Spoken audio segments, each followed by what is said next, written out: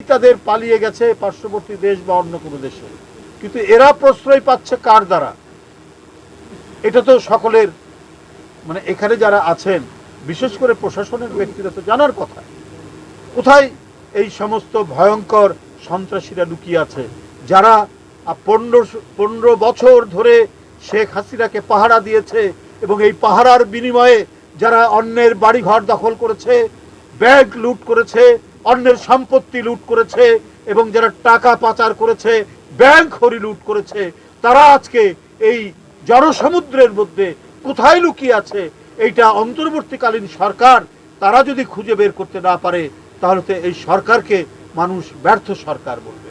আজকে মানবেন্দ্রনাথ ঘোষের বাড়ি পুড়ে যাচ্ছে, এইটা আরো কত লোক যে সব সামনে ক্ষতিগ্রস্ত হবে, যারা গণতন্ত্রের কথা বলেছে, যারা বহুদলীয় গণতন্ত্রের কথা বলেছে, যারা লড়াই করেছে, যারা বুক দিয়ে গুলি বরণ করেছে, অনেকের পিঠে, অনেকের মাথায়, অনেকের পায়ে, অনেকের পেটে এখনো শটগানের গুলি বহন করে যারা যাচ্ছে, ওরা প্রত্যেকেই আওয়ামী ফ্যাসিস্ট দোসরদের টার্গেটে পরিণত হয়ে আছে। তারা এক এক করে তাদের উপর আক্রমণ করবে। তো সুতরাং এই সরকার অনেক কথা বলছেন, নির্বাচন নিয়ে কি টালবাহানা করছেন, নানা কিছু বিষয় আমরা দেখছি।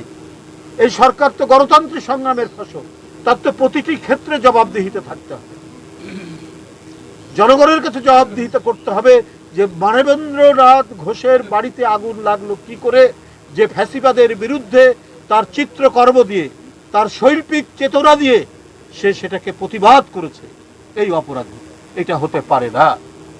যাই হোক, আজকে আমি আর কথা বাড়াতে চাই না, আমাদের অনেক নেতৃবৃন্দ আছেন, আপা এখানে উপস্থিত আছেন, তাদের সামনে শুধু আমি এটুকু বলতে চাই, আমি এটার তীব্র নিন্দা এবং প্রতিবাদ জানাচ্ছি শুধু নয়, অন্তর্বর্তীকালীন সরকার যদি এগুলো দমন করতে না পারেন, তাহলে তো জনগণ তারা রুখে দাঁড়াবে, জনগণ কিন্তু প্রতিরোধের জন্য প্রস্তুতি নেবে।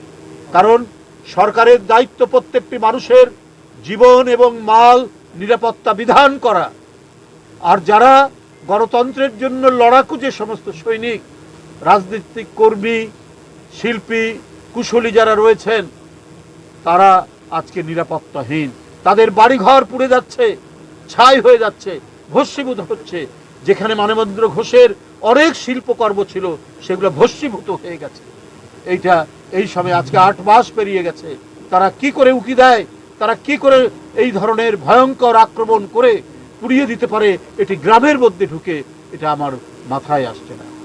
আমি আবারও সরকারের কাছে আহ্বান জানাচ্ছি, এটার সাথে যারা জড়িত তাদের দৃষ্টান্তমূলক শাস্তি, তাদের খুঁজে বের করে দৃষ্টান্তমূলক শাস্তি তাদের বিধান করতে হবে। এবং আজকে যেভাবে তারা একটা মধ্যবিত্ত, একেবারেই মধ্যবিত্ত, আজকে যে ক্ষতির সম্মুখীন হয়েছে, সরকার সেই ক্ষতিপূরণের ব্যবস্থা করবেন।